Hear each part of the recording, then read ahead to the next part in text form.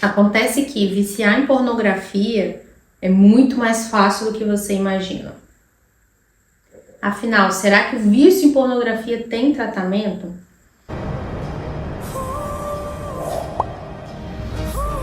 Olha, tem que ter, né? A gente tem que tratar, porque é um tipo de coisa que atrapalha várias áreas da vida da pessoa. E ela começa atrapalhando, geralmente, a vida sexual da pessoa e ela vai indo para outras áreas e vai atrapalhando outras áreas, igual um efeito dominó. Para você saber se você tá viciado, se você tem um vício em pornografia, primeiro a gente vai definir o que é vício. O vício, ele é algo em que a pessoa não consegue ficar sem por livre, espontânea vontade. Por mais que essa pessoa ela fique, não, mas eu consigo parar a hora que eu quiser, não, mas isso, aquilo, outro. Ela percebe dentro dela que ela já não consegue mais. Um clássico aqui do consultório de vício de pornografia é quando a pessoa não consegue mais se excitar com outro tipo de estímulo. Ela precisa da pornografia para se excitar o tempo todo. Ela não consegue mais usar a imaginação, o corpo da outra pessoa já não é tão atrativo e isso acaba atrapalhando a vida sexual da pessoa. Outro estágio mais avançado do vício é que tem pessoas que precisam assistir a pornografia, por exemplo, no meio do trabalho, de ir para um banheiro, levar o celular, de ficar excessivamente compartilhando pornografia por aí, porque acha que é maneiro, que todo mundo quer ver, e sai compartilhando mesmo, e a pessoa tem um acesso a cada vez mais, aqueles vídeos que ninguém nunca viu, a pessoa tem, e isso vai entrando na normalidade dentro da pessoa, e ela acaba achando que todo mundo é assim, mas na verdade não é. Por que é mais fácil a gente viciar em pornografia do que viciar em filme, digamos, de faroeste? Tem gente viciada em filme de faroeste. Mas por que é mais fácil viciar na pornografia? A pornografia ela é o principal educador sexual aqui da nossa humanidade, infelizmente. Porque a nossa educação sexual de pessoa para pessoa ela ainda é muito falha. A gente coloca o sexo como um tabu e não como algo que todo mundo faz, todo mundo vai fazer uma vez na vida, pelo menos. A gente coloca como se fosse algo, não, é excluso, é feio, a gente não pode falar sobre isso e alguém precisa ensinar, porque nós somos seres inteligentes, a gente precisa de ensino.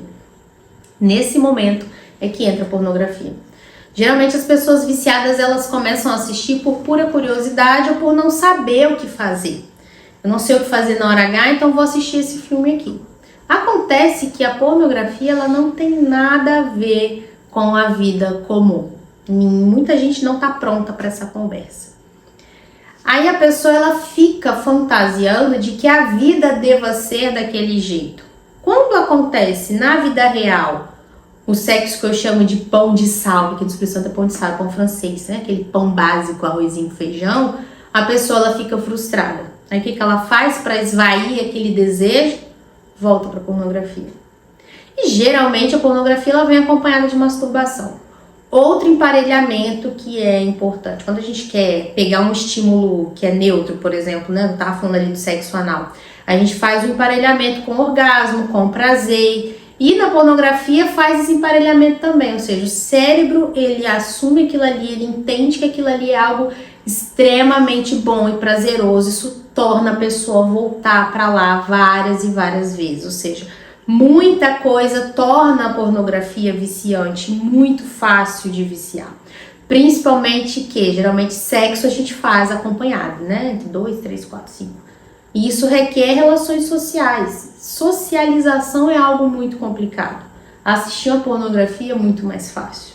Então, tudo isso, todos esses elementos, tornam a pornografia algo mais viciante do que outro tipo de estímulo, outro tipo de filme, por exemplo. Marcele, percebi que eu estou viciado já, viciada. O que eu faço? Olha, o padrão ouro de tratamento é uma terapia baseada em evidências, terapias comportamentais, tá? Mas eu vou dar aqui alguns passos, alguns elementos do que eu trabalho aqui no consultório, que é a terapia baseada em evidências. A gente olha para o paciente, vê o que é melhor para ele, para a cultura dele, o que vai fazer ele responder melhor, tá? Porque dentro dessa análise funcional inicial, a gente vai descobrir o que faz a pornografia ser mais prazeroso para essa pessoa, faz ela ser mais reforçadora e depois a gente cria o tratamento. Então, depois da avaliação funcional, que é esse primeiro contato que a gente tem com o paciente, pode ser na primeira sessão, a gente precisa de várias sessões para estabelecer essa chave aí, né, esses encaixes. A gente propõe ferramentas no tipo, o que mais sai aqui é a gente fazer, por exemplo, um emparelhamento, de ir tirando o estímulo aos poucos. Um vício a gente raramente trata tirando ele 100%, tá? Principalmente esse de pornografia, a gente vai retirando aos poucos. Eu não consigo simplesmente ir retirando, a gente vai diminuir o nível dessa pornografia. A gente vai entender que tipo de vídeo a pessoa está assistindo, quais os momentos, e a gente vai encurtando isso daí, até chegar no 0. Marcele, não pode nenhum? Pergunta lá nos Alcoólatras Anônimos se pode tomar uma cervejinha. Se pode tomar uma dosezinha. Uma vez estabelecido o vício, infelizmente o seu cérebro vai estar vulnerável àquilo ali vai ser o seu calcanhar de Aquiles, então você precisa tratar com muita seriedade. Tem pessoas que depois de tratar do vício, conseguem utilizar, digamos, fazendo aí uma analogia com o álcool, de forma social. Conseguem sim. Mas eu, Marcele, acho muito arriscado e, honestamente, é algo que você não precisa para viver.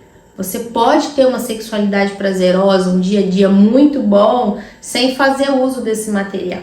Outra ferramenta que a gente usa bastante é conversar sobre o assunto, entrar nos pormenores, porque às vezes a pessoa, o que reforça a pornografia na vida dela é uma ansiedade generalizada, é um sintoma depressivo, é a pessoa se sentir mal. Então, tudo isso torna reforçador. Então, dentro da terapia, a gente vai entendendo, explicando para a pessoa como que o cérebro funciona e ela consegue sozinha se livrar daquele estímulo. E consegue sozinha não entrar naquilo ali mais. Isso muito aos poucos. A gente faz um acompanhamento comportamental. A pessoa leva a questão para casa, testa no dia a dia e traz de volta, e a gente vai ali progredindo para sanar esse vício da pessoa. Outra coisa que a gente faz também, né, um outro exemplo de mecânica terapêutica aqui, é a gente encontrar novas fontes de prazer. Uma fonte assim maravilhosa que o pessoal consegue muito aqui, que tem todo um embasamento científico, é fazer exercício físico. Porque você se enche de hormônios bons, de serotonina, até de dopamina, enfim, e você, aquela necessidade ali que o vício preenchia, você acaba preenchendo com algo que te faz bem, que faz bem para sua saúde. Como estudar, ocupar o seu tempo com outras coisas, mesmo porque a sexualidade é só uma fatia da nossa pizza da vida. Ela não é a pizza inteira, a gente não precisa ficar girando em torno disso. E a pessoa que tem esse vício, tudo dela gira em torno disso. Isso é muito pesado, isso faz muito mal, porque nós somos seres múltiplos, a gente tem que respeitar todas as áreas da nossa vida. Então, com isso, a gente vai diminuindo e a pessoa consegue chegar num padrão mais saudável de viver a sua própria sexualidade. Olha, se você percebeu que pode ser uma forte candidata ou candidata a um vício em pornografia, não deixa piorar para procurar ajuda, tá? Se você por si só já conseguir ir reduzindo, ótimo. Claro que o padrão ouro é sempre com o psicólogo. Existem casos até que a gente encaminha para o médico para ele fazer a medicação. São aqueles casos que está acompanhado de patologia, né? Como uma ansiedade, sintoma depressivo, etc. O trabalho multidisciplinar ele é sempre muito mais eficaz, ele é sempre muito mais rápido. Então, se você está percebendo que isso pode acontecer com você e você consegue parar, eu vou te dar um incentivo muito grande para que você pare. Para que você utilize a sua imaginação, para que você utilize o corpo da outra pessoa, para que você faça uma erotização de outros estímulos e não esse que é a pornografia. Sem contar todo o universo que envolve, né?